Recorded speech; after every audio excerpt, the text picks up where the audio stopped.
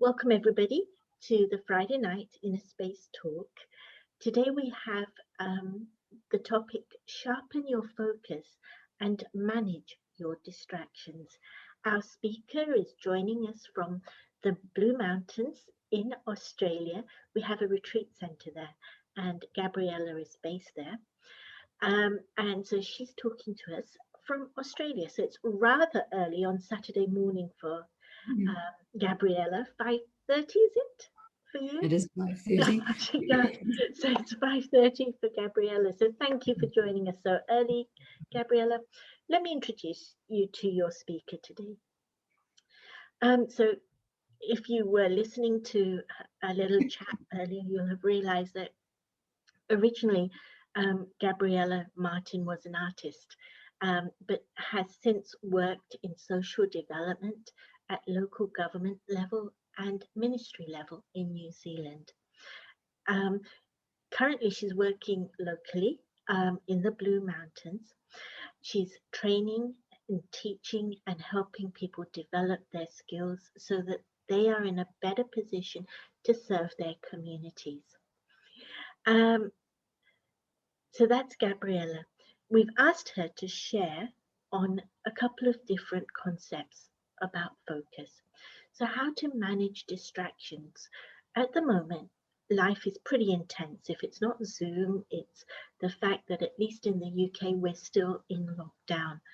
And so there's so many more distractions, and yet we're trying to stay focused and productive in our workplaces, in our educational systems. And so how do we manage distractions? What skills do I need to sharpen my ability to focus better? And then thirdly, how to build our concentration power. After her talk, Gabrielle is going to be able to do a short meditation for us, and then she'll be taking your questions. I'm going to request you put your questions on the question and answer link in your email, and I will be taking your questions and asking Gabriella your questions on your behalf. So that will be after her talk. So do feel free to send in your questions. Gabriella, I'm going to hand over to you now and look forward to hearing your insights. Thank you. Thank you, Artie. Thanks very much for your warm introduction. It's just been a pleasure to reconnect with you. And good morning or good evening, everyone in London. Yes, Artie's set the scene for us. Our conversation this evening is on focus, and I'd just like to bring up my screen and share some slides with you.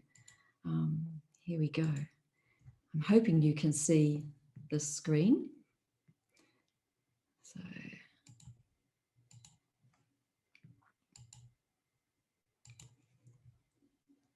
Great. Just slow me down. So just pulling things together here. So our topic, sharpen our ability to focus, manage our distractions and build our concentration power.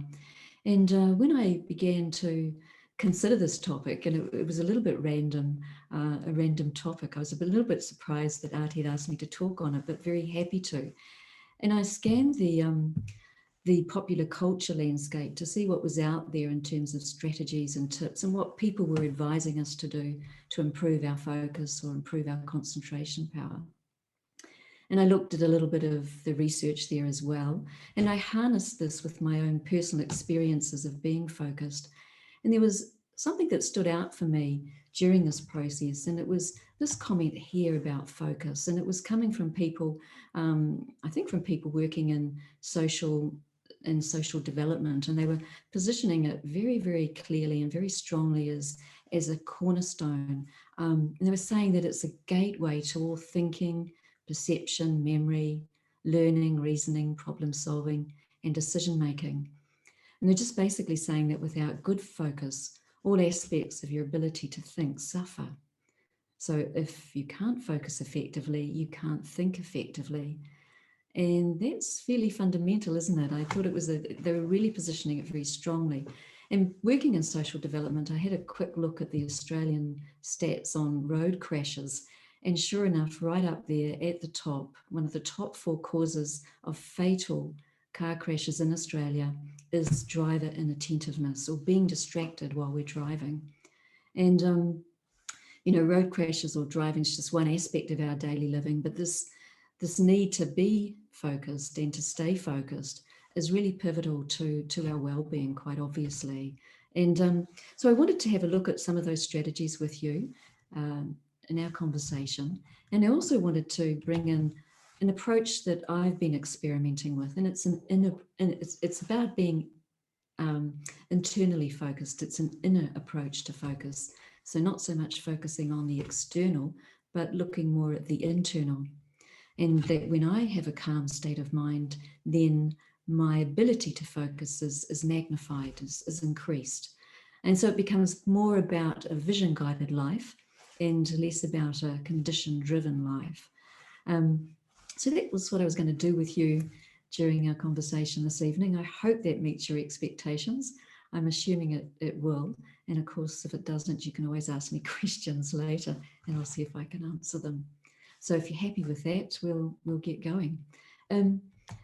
So out there in the popular culture landscape, I was kind of seeing maybe 3 or 4 different categories that these tips or these strategies came into.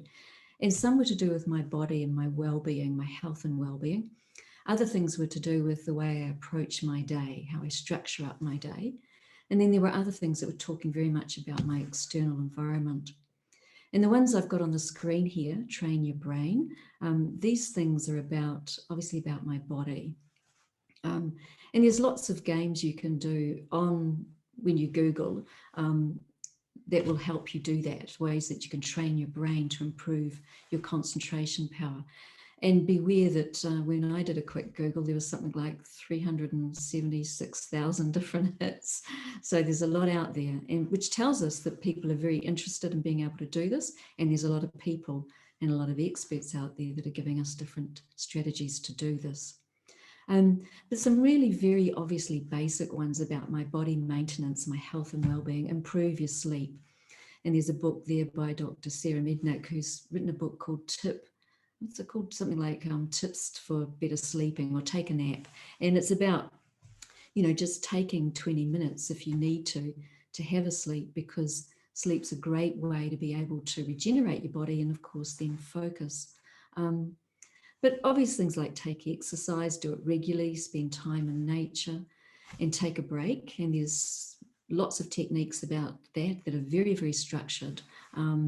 Like 25 minutes of concentration, and you put your clock on and your alarm clock on, and then at the end of that 25 minutes you take a break, and then you go back to your work and so on.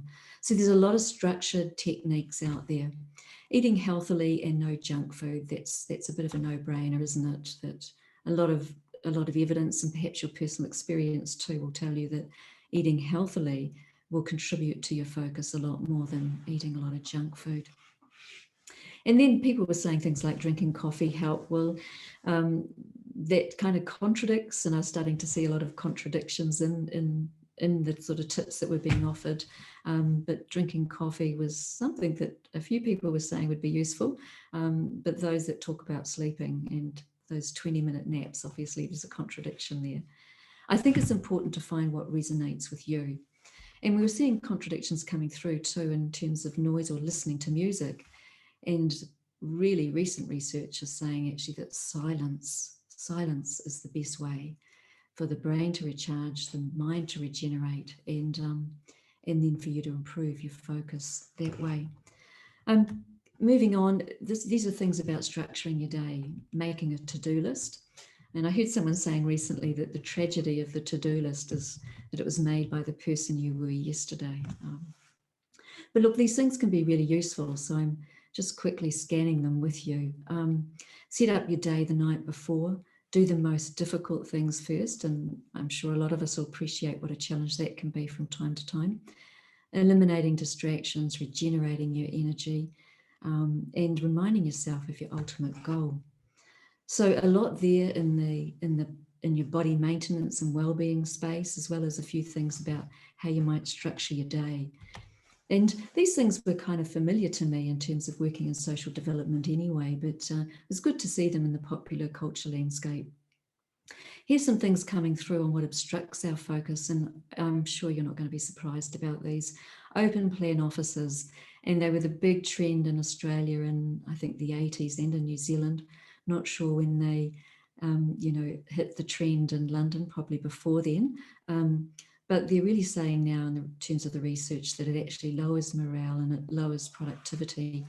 A recent study in the US showed that it lowered gym morale by 68%. So 68% of employees were not engaged and not participating in their work, with a 2 hours of loss of productivity. That seems quite mechanical to me, and I don't like to look at focus as being so mechanical, but this is just some of the research that's out there.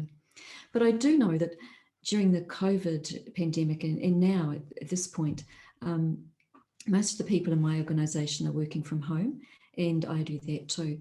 And our teams reported what a pleasure it is in the sense of not being in an open plan space where we're interrupted by conversation, laughter.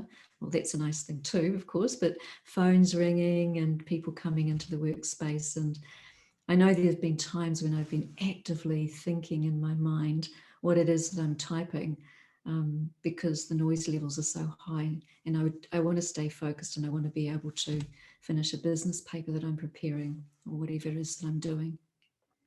But we've all been saying that working from home is so much easier to focus, and we're completing work more quickly. We're not as tired. Our energy isn't being as drained. The thing that we miss is the social engagement. So we often go into work 1 or 2 days a week, and the rest is working from home. Not sure what your experience has been through the opportunities to work from home during the pandemic, but that's certainly one that's been a common experience here in Australia. Now, look, multitasking, again, that was something that was really, shown to be encouraged and so on, but just not that possible. And we're really seeing evidence of that now. The brain just can't toggle backwards and forwards between tasks, and we waste up to 40% of our productive time. Not at all sure how they measure that. I didn't look into it. The last one here that I've identified is social media, and that's not going to be a surprise to you. Basically, it's saying put a lock on it. And in some schools in Australia here, they've actually banned mobile phones. You have to hand them in at the beginning of the day and pick them up at the end. It's just too big a distraction to the learning process. It actually interrupts your focus just far too much.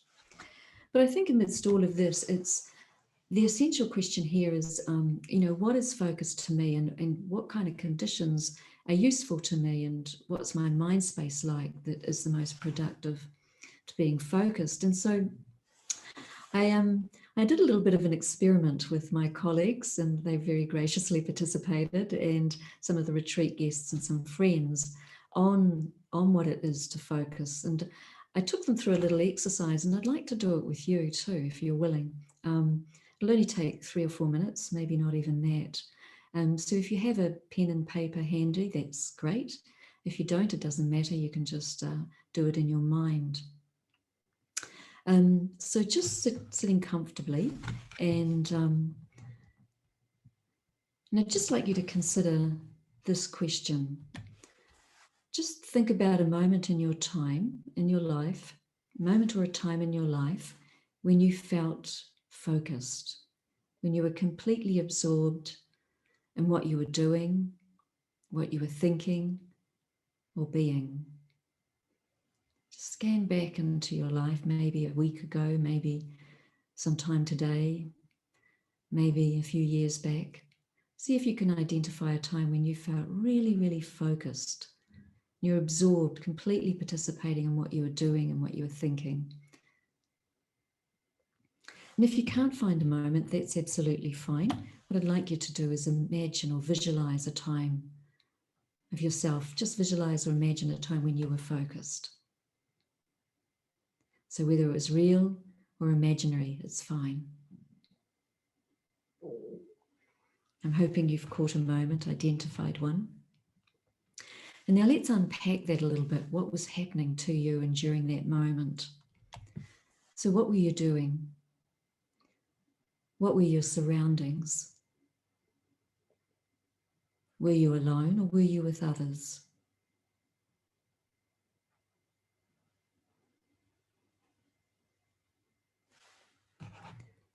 And now let's consider this. What were you feeling? What were the sensations in your body? Were you aware of your body?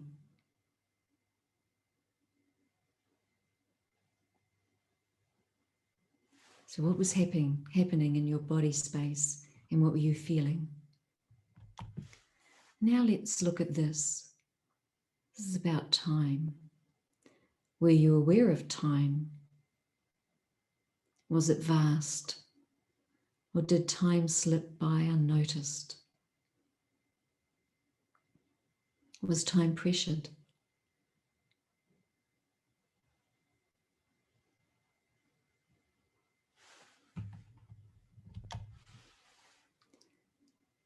Now see if you can reflect on who you were being in that moment. What I mean by that, what was in your awareness? What was in your consciousness for you in that focused moment?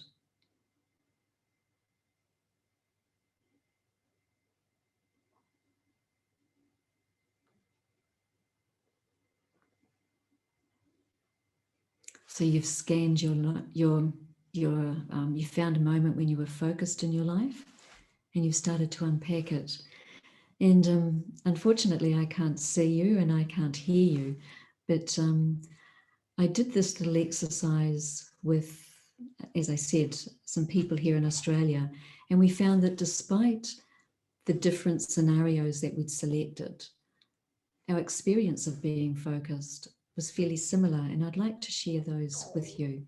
And I did it by way of a word cloud, some of the key experiences coming through. And this is what we noted, was that in the moment that we'd chosen or selected to unpack around being focused, some key things came through, and that was that we all felt really calm and centered. It wasn't a fragmented experience at all. We were very calm and centered, and we were completely absorbed. We were fully participating. Our head was clear. It wasn't congested, but a lot of clear-headedness. Some people talked about it being very, very creative and natural. And others talked about it in terms of time, that they were just unaware of time, and it felt very expansive, or the moment felt expansive. They weren't even thinking about time. Other people talked about the feel-good energy in their body as they were creating, coming through from this calmness inside. And in terms of outcomes, people were saying things like, well, it gave me space for new things to emerge. I wasn't expecting it to be so creative, but I was really focused in that moment, and lovely new things emerged. And other people just talked about there being great outcomes.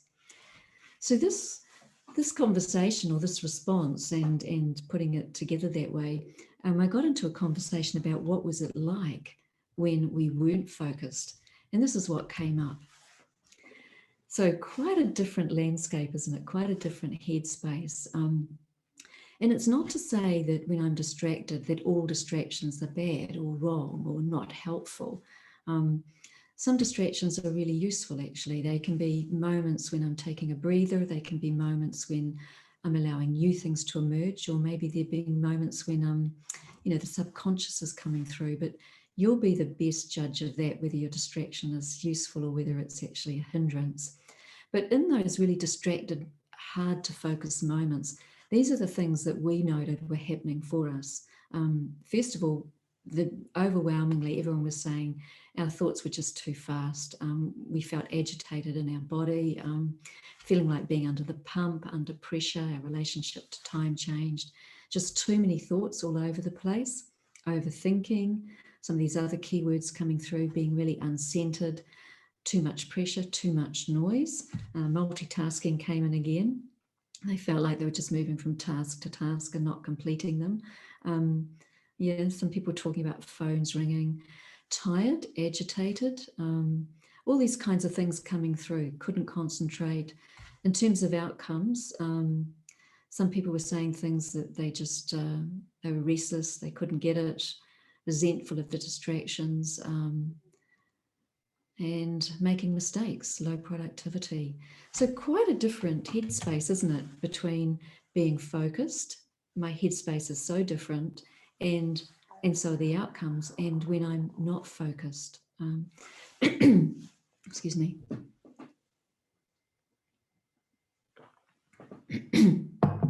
So big changes, big contrasts in those headspaces. And I wanted to really start looking at, well, what is this headspace that I'm in when I'm focused? What's behind my focus? And I'm coming to it as an inner approach to focus. We know those external strategies, we've had a look at them, and they're available in the popular landscape, the popular culture landscape. But what I wanted to share with you this evening is more about inner responses to focus. So it's less about the external strategies, i.e. the seen world, what's out there, and more about me being calm within myself and being present in the moment, and that allowing me to be focused, that allowing my concentration to be improved and increased on. And when I do this, it's more about a less conditioned life where I'm reacting and responding to an external environment, and living a life that's more vision guided. And this too helps me focus in a particular moment. So this is where I'd like to go now with you. I love this quote from Daddy Yankee. It's about being focused in a calm mind. And she's saying a calm mind is not just peaceful, it is focused, self-directing and divine. Now, for those of you who don't know Daddy Yankee, and perhaps some of you met her and perhaps some of you don't know her, but she was the co-administrative head of the Brahma Kumaris for many, many years, and she left the body, excuse me, she died, left the body at, just 1 minute, when she was 104, and that was just about less than a year ago now. And I knew Daddy Yankee for many, many years, about 40 years actually, and she always struck me as someone who was incredibly calm and focused, incredibly clear-headed, and she was like that throughout her life as a yogini. I think it was about the 1980s that some scientists did some studies on her brainwave, and Artie might remember this, that and they described her as the most stable mind in the world. But when you'd come into her presence, you'd feel very calm and peaceful. And in that presence, you became very calm and peaceful, but also very clear-headed and focused. In fact, you didn't just need to come into her presence, you just had to come into her orbit to feel it. She was so powerful in that way. But here in this quote, she's connecting calm mind, focused, self-directing, and she's adding in there divine. And so there's something very deep about this relationship between being able to focus and having a calm state of mind. So looking at that, then I'm thinking that out of focus comes from an inner focus. So if I want to be able to focus out there in the world, and whatever I'm doing, whatever task or action I'm performing, or conversation that I'm having, or in a relationship, whatever it is, then if my inner focus is finely attuned and I'm in a calm state of mind, then I'll be able to be very present in that moment. And it's in this context that I see focus not so much as a series of strategies and so on, but as a spiritual skill, something that's deeper than a soft skill. So soft skills are things like emotional intelligence, but I see focus as being something that's part of my spiritual intelligence, and therefore something that's available to each one of us. It's there within us, and that I can grow it if I choose to, if I'd like to do that.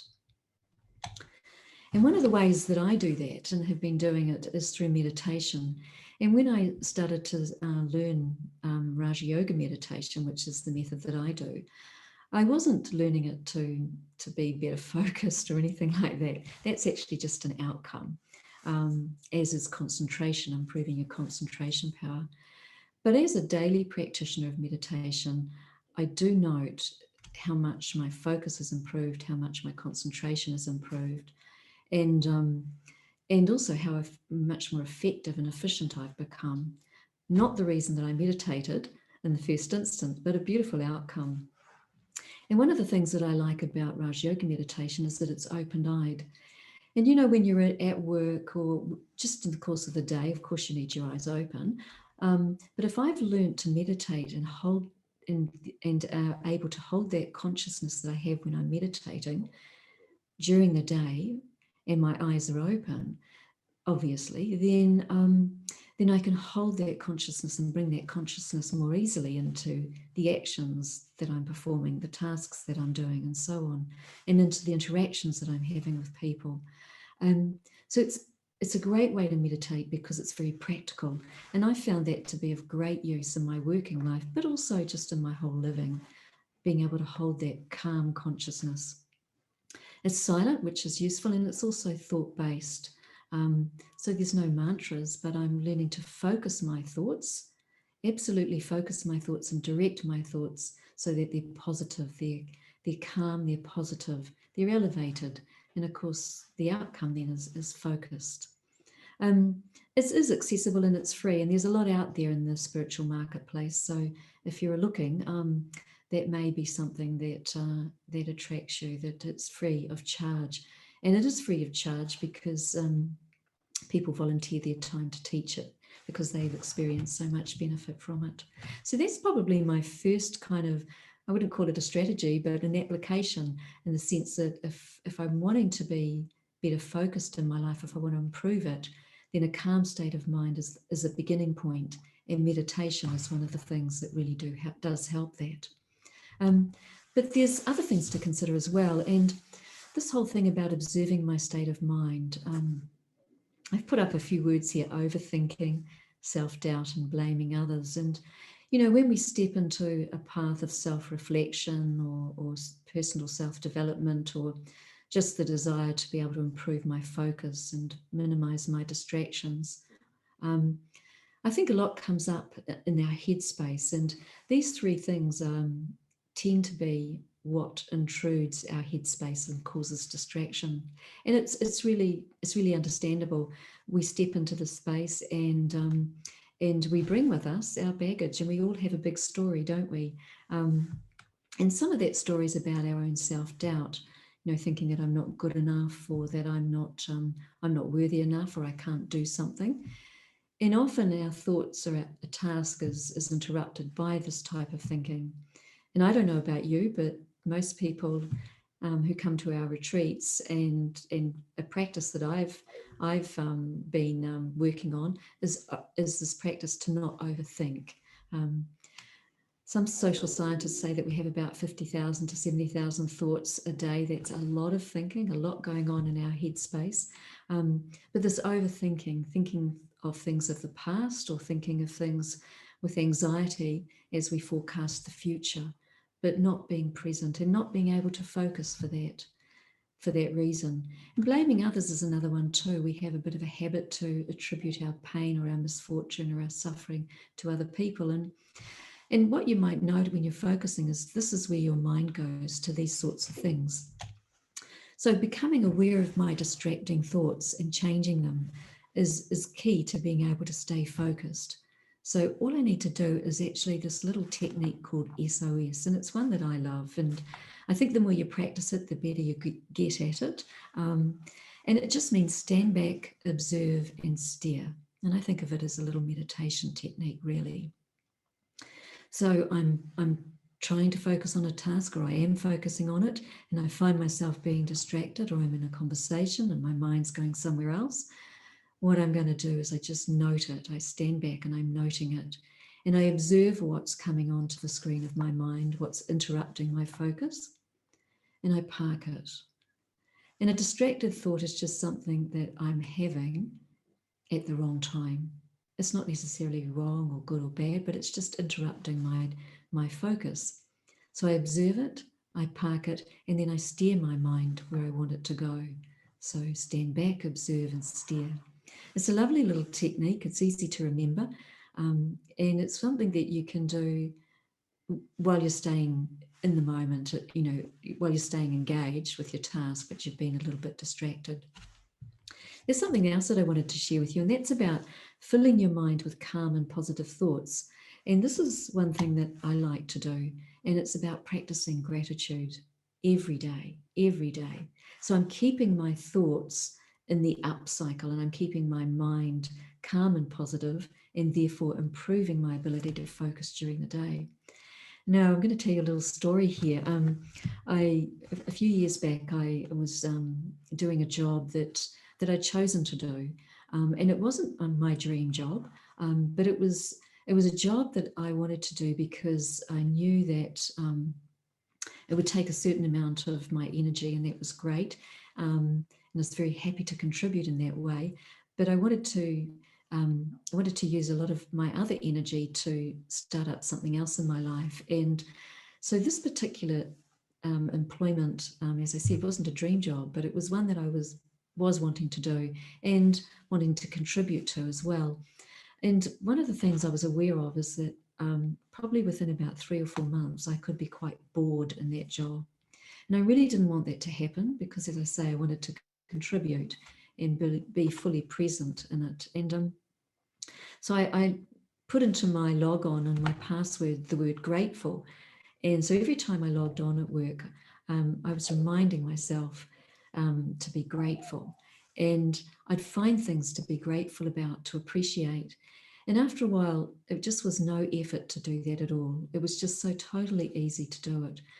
The lovely people that I worked with, the environment, the tasks that we were doing, the outcomes we were getting, the processes we were using. And I'd always do this of just finding good things to like.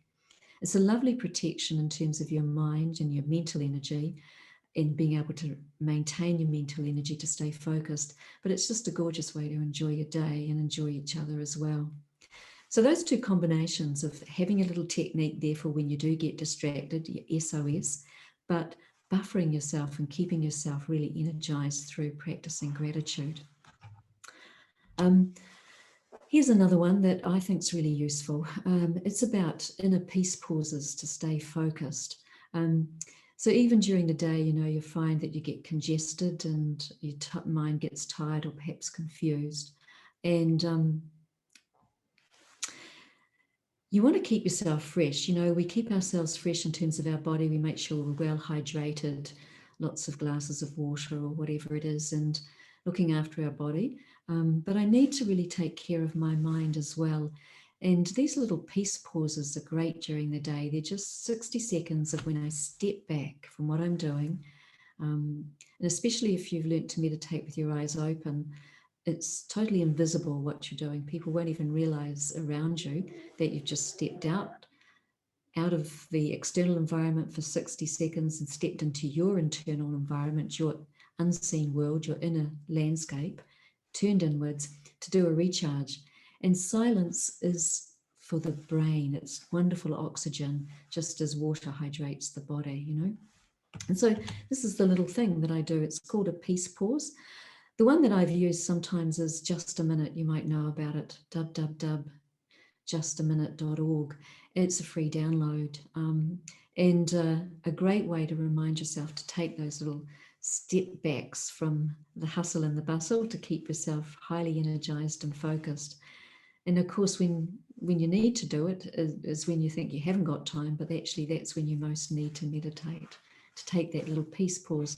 The little step back, you're really just moving back into your inner landscape and recharging so that you can come back and re-engage with your task, staying very focused. I like this balance, silence and action, and I often think about it as being positive opposites. So I need silence, the mind needs silence, or it needs to meditate with some beautiful commentary, but it needs that to recharge and then to express itself in action. And if all I do is task, action, then life becomes very routine, very dry, very mechanical, perhaps even boring. And I get very de-energized. I lose my energy, I lose my focus. So I need to step back into silence. So this combination of positive opposites, I think it works really well. It's a fantastic combination. Just about finishing up here, and I really wanted to just mention time, because that came through in the word cloud that I shared earlier, that when we're focused, it feels like time's expansive. And when I'm when I'm not focused or distracted, there's the feeling that time is really pressured and constricted and restricted. And it's also sometimes comes with that external environment about being very pressured and working to deadlines. So I wanted to unpack this whole relationship that we have with time. And you'll see here that I've talked about it as being focused, to be in tune with time. Now I like this quote again, it's from Daddy Yankee. To be wise is to use the treasure of time well. And I like to come into relationship with time. So instead of it feeling very pressured, I want to think of time as being my friend and being there for me and working with time to achieve, to accomplish, or to be together in a way. I'm going to share a little story with you. I went into the office a few years back of a yogini, a very, very refined yogini, and to collect something.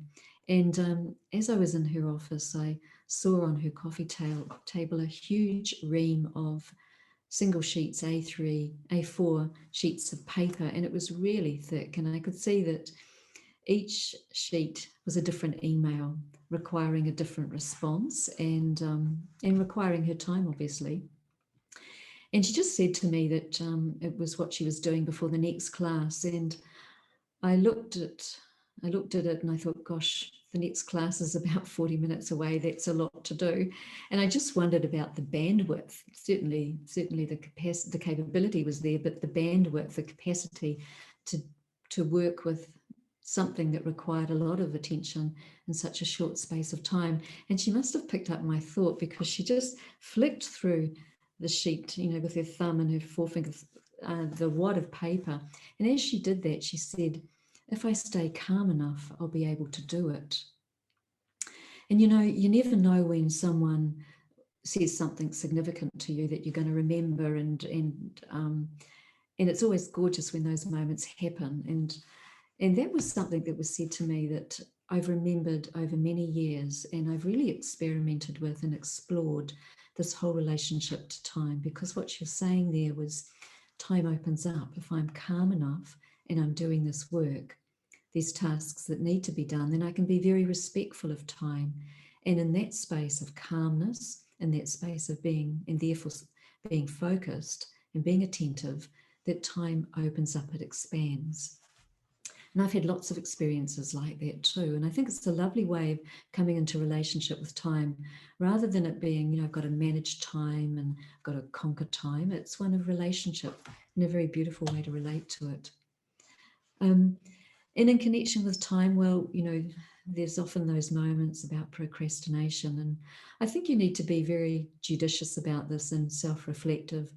Sometimes we need space where it looks like we're not doing too much, but actually there's a lot happening in our subconscious, and there's ideas percolating, there's new ideas emerging, and it's not so much procrastination, it's just there's things underground that are happening that need that space to come through. But you'll know yourself if you're procrastinating and putting things off. But when I'm using time really well, and when I'm in relationship with time, then I can attend to the small things, and I can attend to the things that are perhaps more challenging, or the more difficult tasks. And I'll make sure that there's enough space in case something extra comes up that I'm not aware of, but that comes onto my radar later and needs to be attended to. So procrastination, look, ultimately I'm responsible for my own boredom, my avoidance, and my time.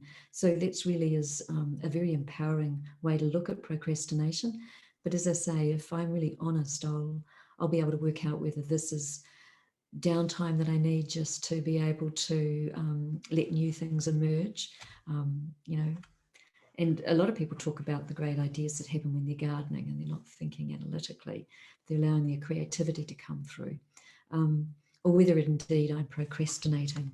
So when I'm using time in this way of time actually being my friend, and I'm in tune with it and we're working together, I notice that I'm making the best use of it. And here's this lovely quote again from Daddy Yankee: to be in the present is to make the best use of it. And when I'm in relationship in this way, then I am being present. My mind's calm, I'm focused, I'm working with time, and I'm being attentive with whatever I'm doing or whoever I'm with. And we know that the point of power is always in the present. I can reframe experiences of the past, but what I do in the present determines the quality of my living in the present, but also the quality of my living in the future, what comes to me in the future. So I wanted to wrap up with you about this whole idea of my life focus, my life purpose, and is it by default or is it by design? And my present creates my future. I think that's pretty well understood, but it's my choice when it comes to focus and when it comes to my concentration and minimizing my distractions. And if I get into situations where I'm thinking of, taking and getting and transacting and measuring, and I'm reacting to situations, then it'll be a condition-driven life. Yeah, I'm reacting to it and I'm dependent on those conditions. If it's not too noisy, I'll be able to do it. If someone's not in the office today, I'll be able to do it. Yeah, or whatever it is, it's dependent. Alternatively, it can be a vision-guided life, a designed life where it's vision-guided. And when I'm calm and I'm attending to my inner state, the unseen world, then the outer world flows from that. And it's more of a vision-guided life. And that's actually a big conversation. It's much bigger than what we're focusing on tonight. But I wanted to throw that in there because the bigger picture is always useful in terms of being focused in the moment.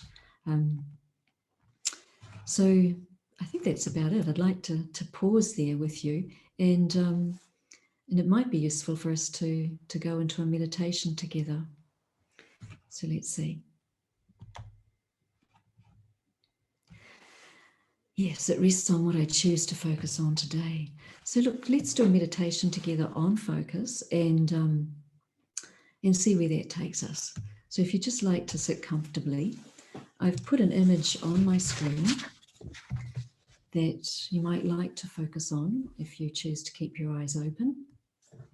Or maybe you'd like to close them, whatever works for you. The most important thing is that you have an experience. So just sitting comfortably. Allow yourself just to sit really comfortably in your chair or wherever you're sitting.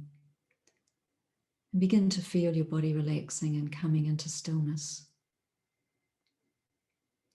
And if there's any sounds outside in the external world, the seen world, just let them fade into the background. Switch off your phone. Give yourself permission just to be with you for the next 3 minutes or so.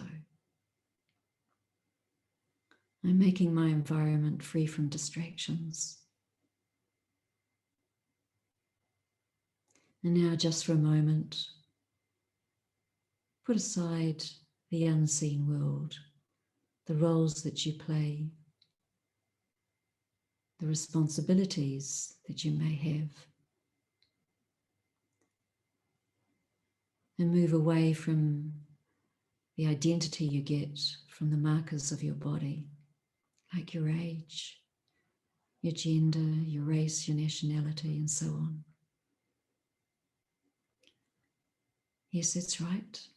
Just putting everything of the outside world aside for these next few moments.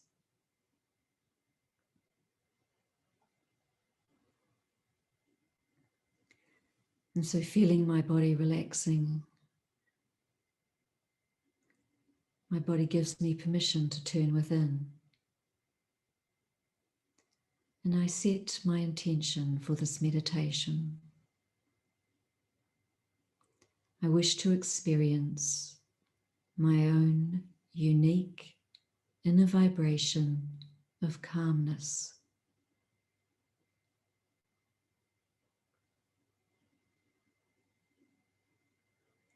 I turn my attention inwards and I journey within. On the screen of my mind, I visualize a point of light.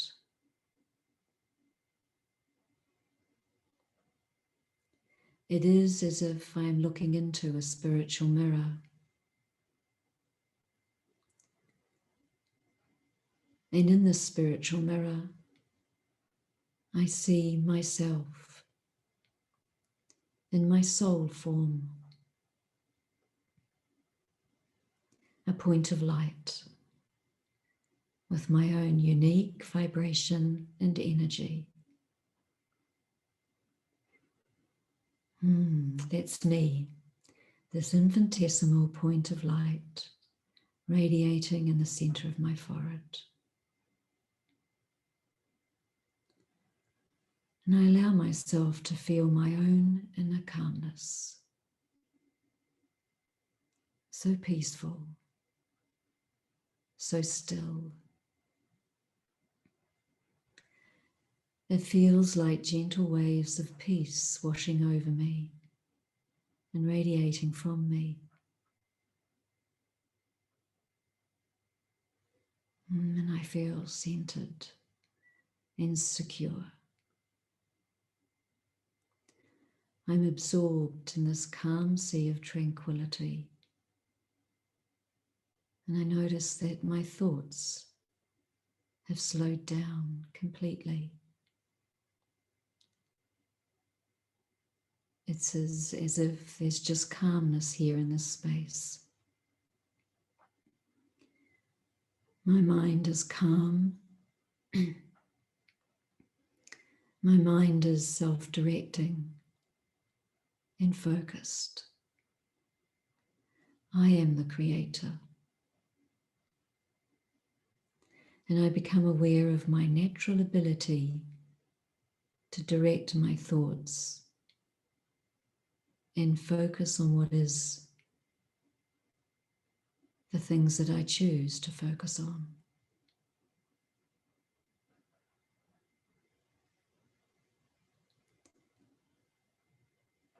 Becoming aware of this, I bring my inner calm and focus back to the external world and see myself being present and focused in everything that I do, my tasks, my activities, my relationships, my ideas, my conversations, the roles that I play.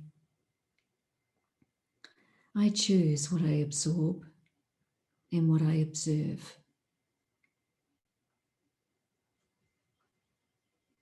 I maintain the balance of inner silence and outer focused action. I'm present, focused and calm. And I can be this whenever I choose to turn within. This is part of a vision-guided life.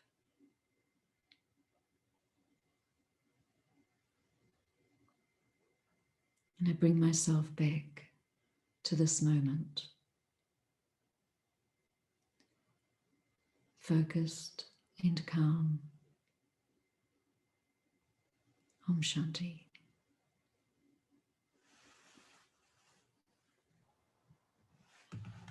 Thank you, Gabriella. That was very beautiful. Okay, questions. So the first one is, I'd like to feel more relaxed and focused.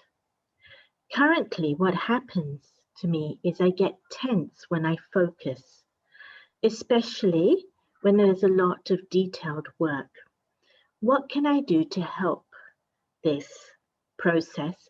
I do meditate already. So, detailed work is very taxing, and so you're saying that you can focus, but it's that you can't relax while you're focusing. That's correct, yes. Yeah.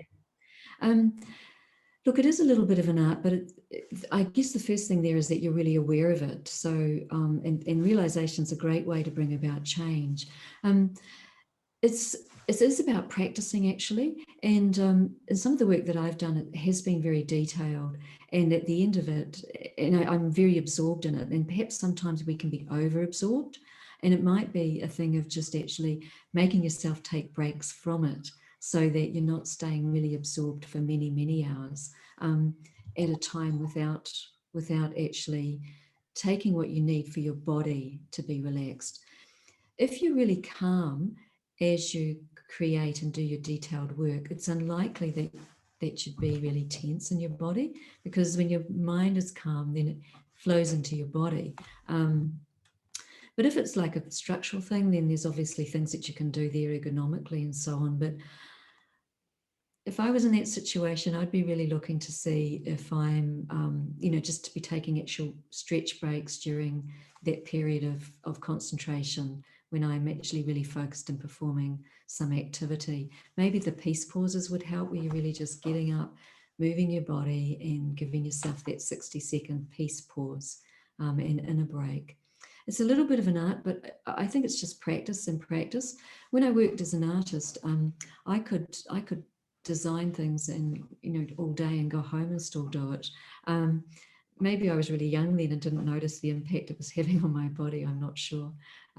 But these days I make myself get up and stretch and change what I'm doing for a short period of time and going back to it, doing those stretch breaks and things like that for your body as well as your mind. I hope that helps. I'm not sure it does, but I hope it helps. Well, something to try. So thank you. Next question. I find focus very challenging and have a tendency to procrastinate to avoid the discomfort of processing thought in a more constructive way. I have recently embraced meditation, and it's early days, but I do attain the simple discipline of thought and intention. My brain has an autofilter, and it can be very selective no matter what is on my priority list. Yeah. Look, I mean, it's pretty omnipresent, this thing of procrastinating, and I think it's familiar to most of us. And you're in a good position to judge, whether this is a moment where I'm procrastinating or whether I do need this bit of downtime. Look, it's practice, actually. Our minds are so used to avoiding and for so many years and even longer, we've had this practice of just avoiding things and putting things off that we know we need to attend to. And it is a little bit about self-discipline, and that combination of meditation and self-discipline, you can really overcome procrastination. Some of the tips in popular culture landscape around focus look at procrastination, and they talk about things like setting up rewards. So go and do this, and then you can do what you really want to do. Part of it is around loving what you're doing, so that it doesn't feel like you're putting it off, but you actually really actively want to get in there and get engaged with it. Sometimes procrastination can happen because you're thinking about something else and it's really pushing you. And I find it interesting that meditation comes from the Latin word meditere, which means to heal. And so sometimes our mind is coming up with things that needs to be healed and needs to be addressed. So depending on why you're procrastinating would determine the kind of strategy that you might want to put in place there. I've suggested 2 or 3 options there, or 2-3 reasons why you might be procrastinating. For me, when I find myself procrastinating, I do become very aware of it. And because I've been really actively, for quite a while now, engaging with time in this really positive way, so I'm not thinking of it as time management strategies, but I'm kind of like in relationship with time and don't want to waste it, because then time responds by closing up on me. But I want to be working with time and feel like I'm working together with time. It's a lovely consciousness to have that I've found pretty much eliminates a lot of procrastination that I would have otherwise got into. And I think, just lastly, the enjoyment of the task. If you can find things about what you're putting off, about the task or the activity that you're putting off doing, if you can find things that, again, the gratitude factor coming in, that you really like about it and good reasons why you want to do it, then that also helps reduce the amount of procrastination, because you'll be participating, be wanting to get in and do it. So those are a couple of tips around procrastination. But I do feel that, you know, if you're already meditating and it's early days, you're absolutely on the right track. Keep with it. It is one of those practice, practice, practice. And you don't actually have to be practicing on getting rid of your procrastination. That'll happen naturally as you increase your meditation. That's been my experience anyway. So you're on the right track there. Good on you. Thank you. Okay, next question is, if you're trying to focus, but you find that a situation keeps coming back into your mind, you thought you've understood it and resolved it, but it still keeps interrupting whatever you're focusing on. How do you handle that? Is it just keep pushing it away, or is there something else I can be doing? Is it because it's a mental habit of holding on to negative things? Or is it because there's something still that needs to be resolved? Wow, that's a gorgeous question. Thank you. Thank you for that. And I think it's an experience that probably resonates with many of us. It's a little bit like this, things that come into, and you've got a lot of insight there. That's something that you're wanting to focus, but you're thinking about something else and it's distracting you, and it's repeating. You're repeatedly thinking about that same thing. Now, we can be distracted by the lovely high things or the things that are more challenging in terms of thoughts that come into my mind. But if something is repeatedly coming into my mind, what that tells me is that it's looking for resolution. It's coming into my mind because it wants to be healed. It wants to be resolved. And it's a little bit about what I was talking about when I referred to overthinking things, just going over and over the same thing and not getting anywhere except feeling very, very tired, as I've wasted a lot of energy thinking things that I don't want to think about in that moment. And of course, I've wasted time as well doing that. But I think you've actually answered the question yourself, that it is something deeper and it's requiring resolution.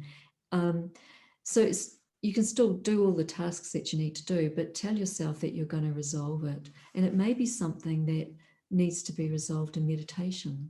Maybe it's a conversation that you need to have with someone. Maybe it's some personal reflective work that you need to do. I'm not sure of your details, but if it's, say, for example, it's something that's causing you sadness from something that's happened in the past, and you need to let it go so you can be present and you can focus on your present life, then that requires a lot of different things that could help there. And meditation is one of those things. Meditation will naturally heal those things. The more that I engage with positive thoughts, then the sorrows of the past can recede and stay in the past. And the more that in my meditation I engage with my natural happiness, my natural positivity, then it gently massages the things that I'm holding on to that are causing me sorrow and that disrupt my moment of when I'm in the present moment when I'm trying to focus. So it works like that in terms of being able to resolve it.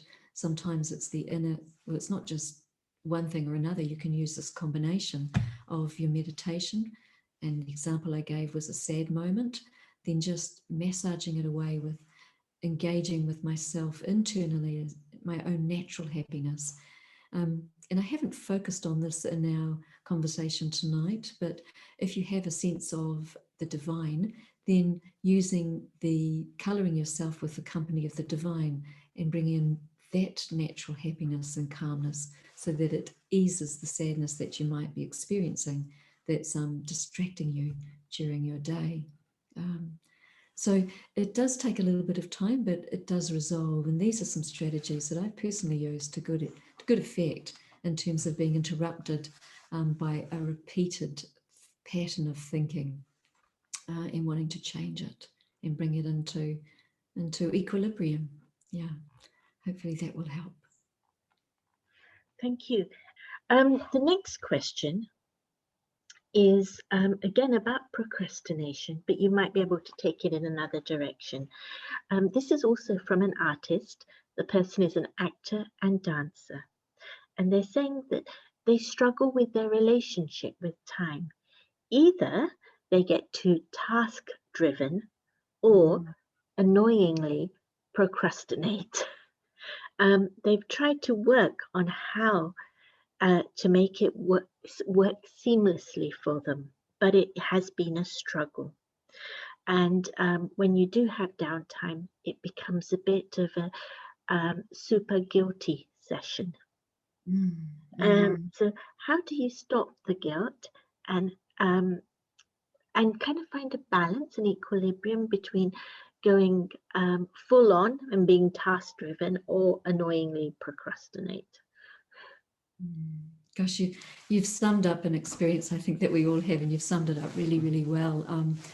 Yes, this relationship being, you're not wanting to be task driven, and that's a challenge in an environment and a global reality where it's all about accomplishing and, having things done fast, and having them done yesterday, and so much riding on this, on accomplishing, and that being our measure of our success.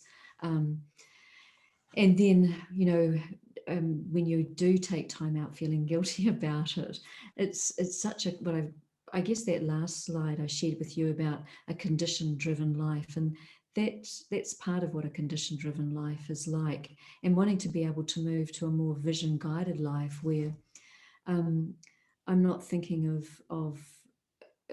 I'm thinking more of contributing. It's such a switch in my consciousness.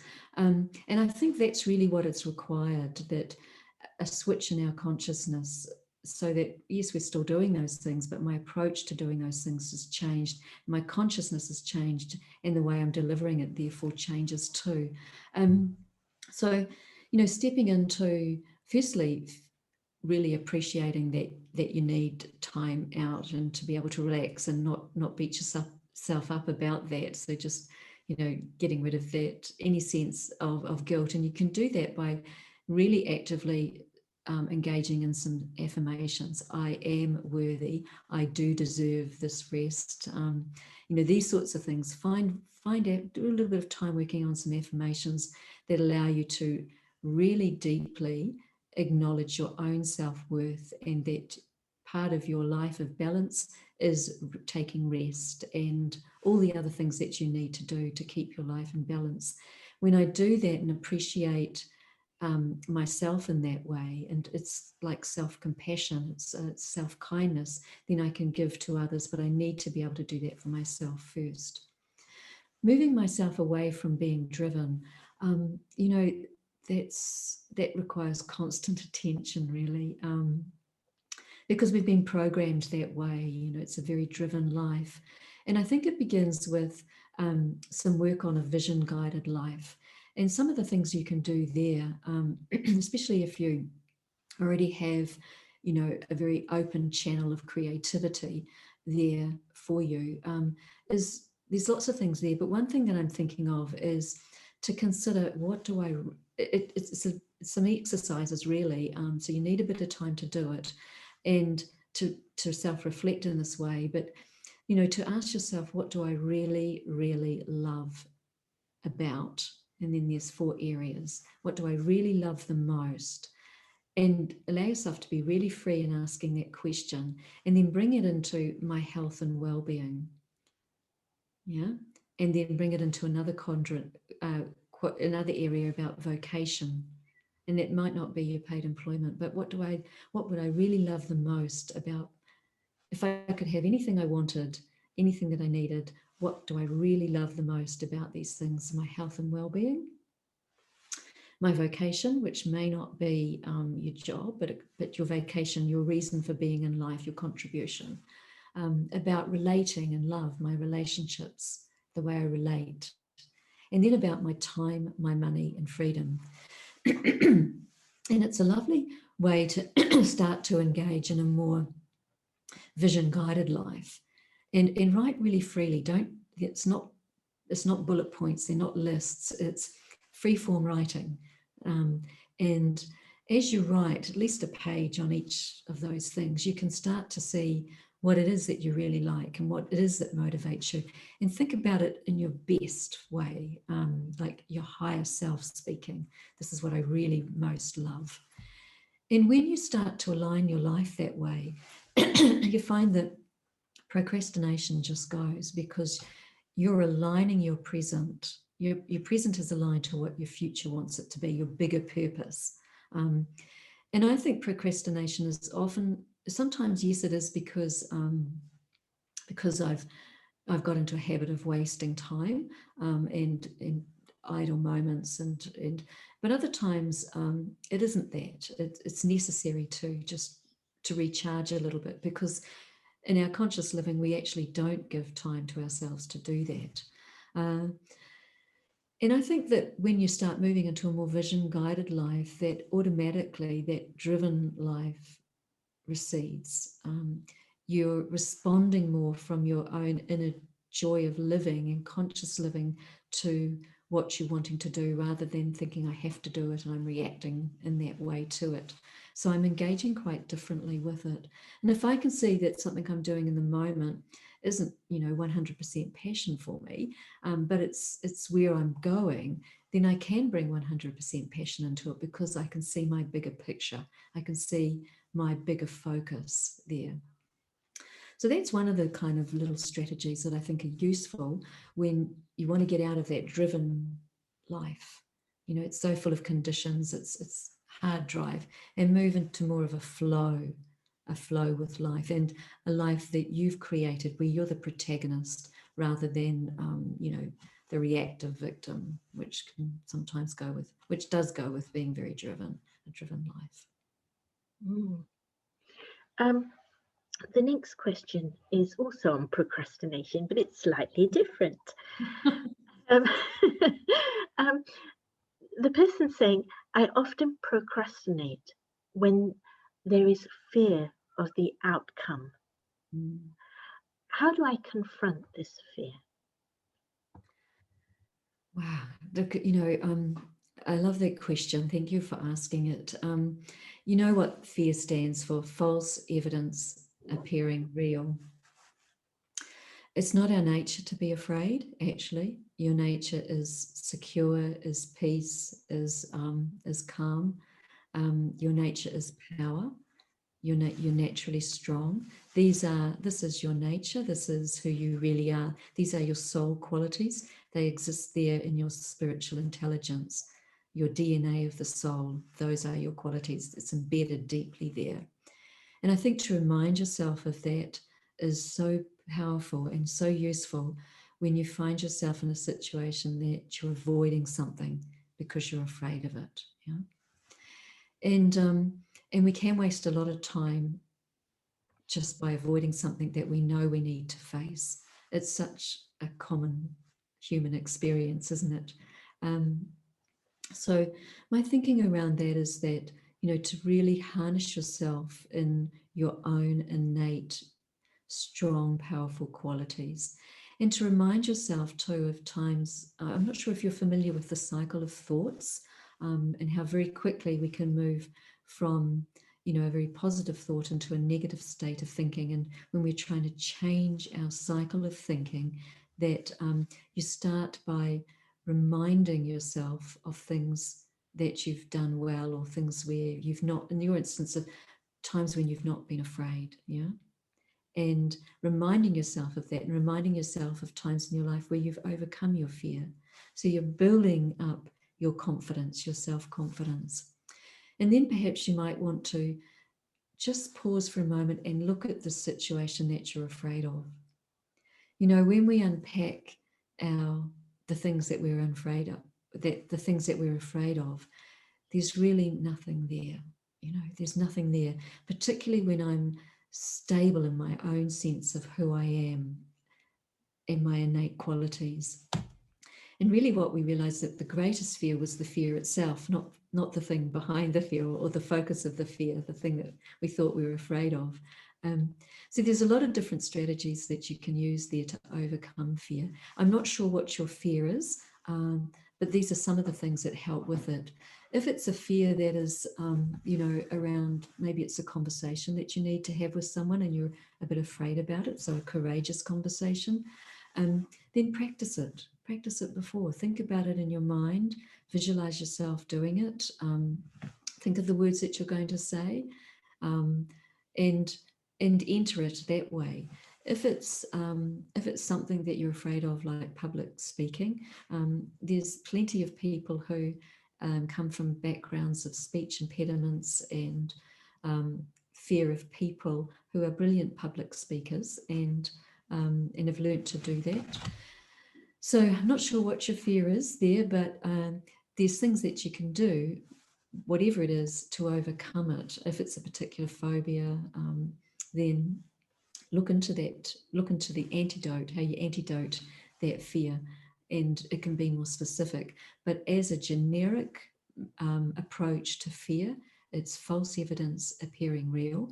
And as a generic approach to fear, it's never as bad as you think it is. It's always anticipated.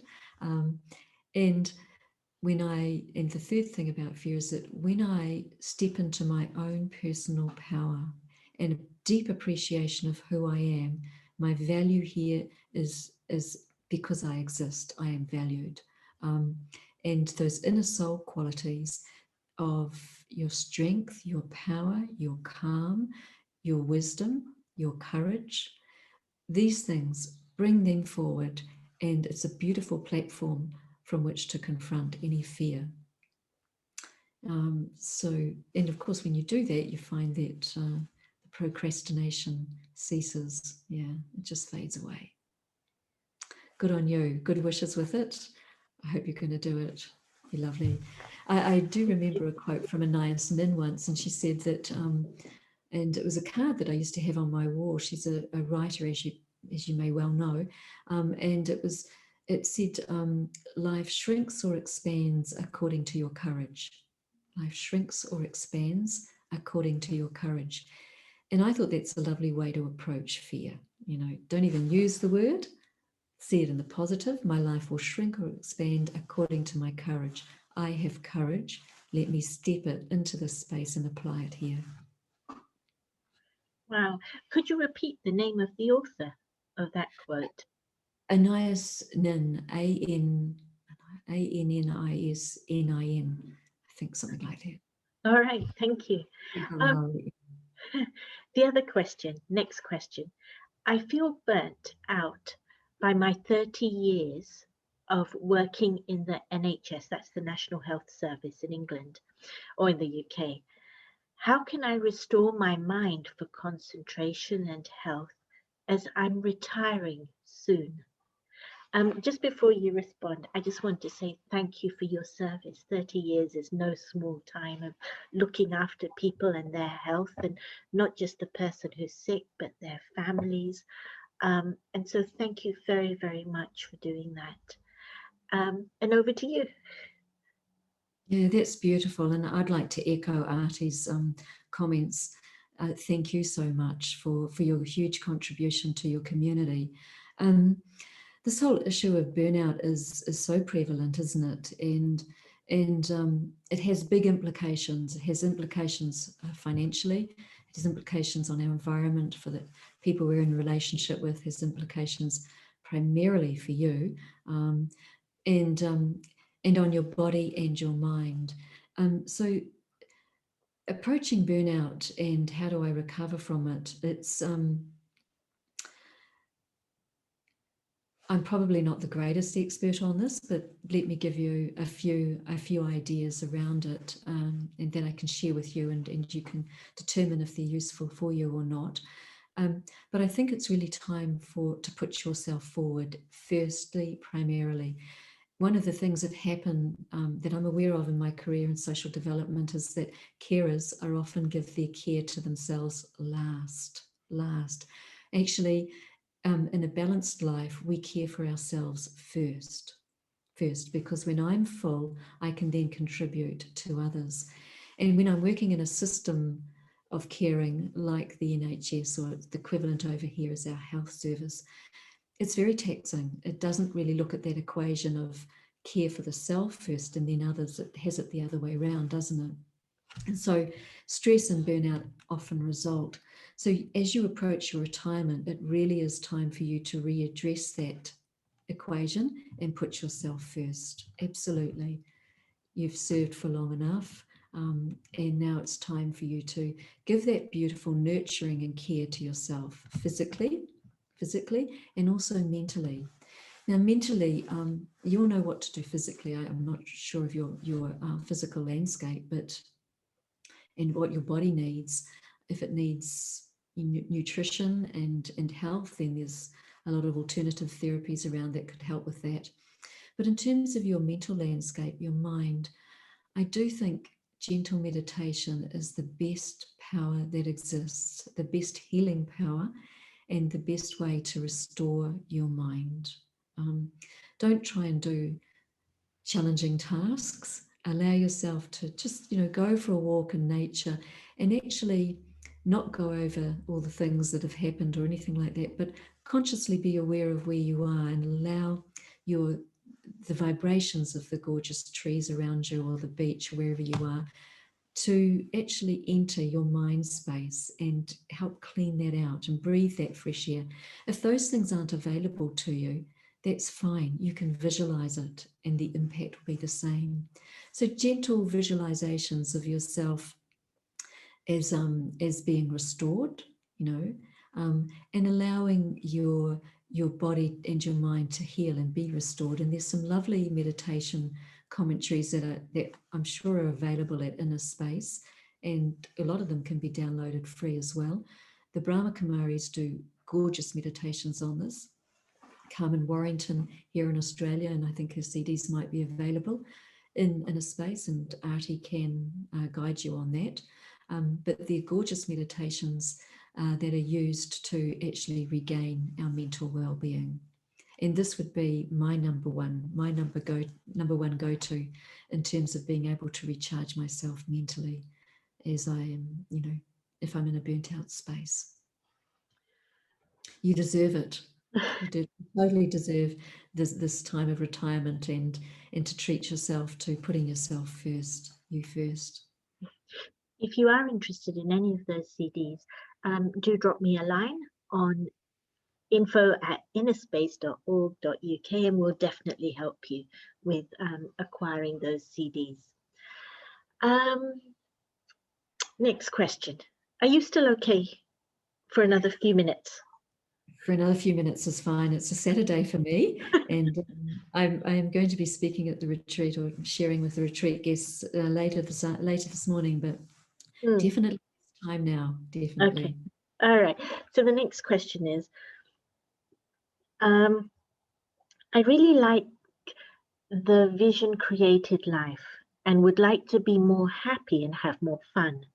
What do you do to keep that intention going for yourself and not slip into the same old self?